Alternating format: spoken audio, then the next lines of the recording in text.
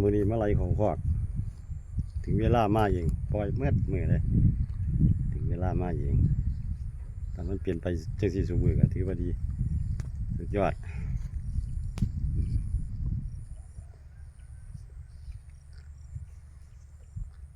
ยอดแล้วมือ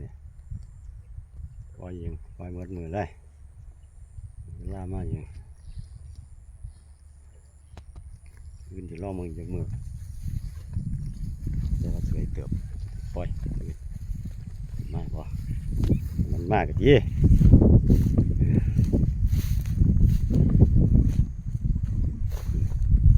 เมนี่ก็ใกล้แล้วประมาณปีใหม่นี่ก็ออกแม่เลย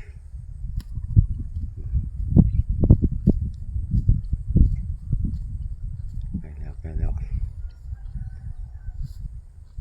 ปีใหม่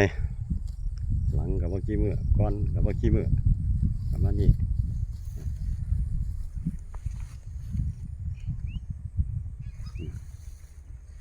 นี่ก็ค่อยเป็นค่อยไป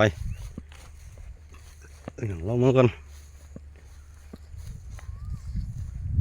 รอดหรือบ่รอดว่ากันต้องรอด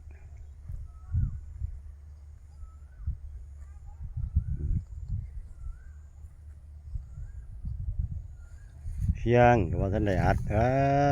สิเอาหมองยังไงเนาะเฟียงนะวิ่งเลยทีเดียว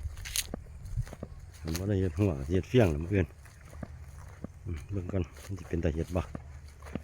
ช่องมันก่อนสิแบบใดดี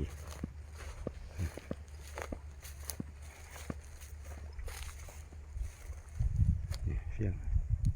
อะไรวะได้บ่30 บาทวะโอ้ยน่ะเอาลำไหนเขาสำนันทางนี้กันเนี่ยเฟียงก็ธรรมดาแต่ว่ากันยากโอ้ยปวดผมมีแค่มาทีเดียว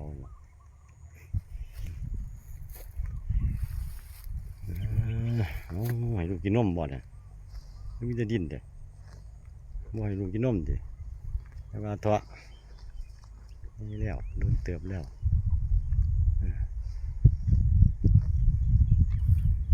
คือว่ามันเขาน้ำมูกเราไปยังมันขนาดอยู่ในสวนเด้อจะไปมันจะเตะเด้อมันจะเตะทางไหนอีกอันนี้ก็ประมาณหลังสงกรานต์ก็ว่า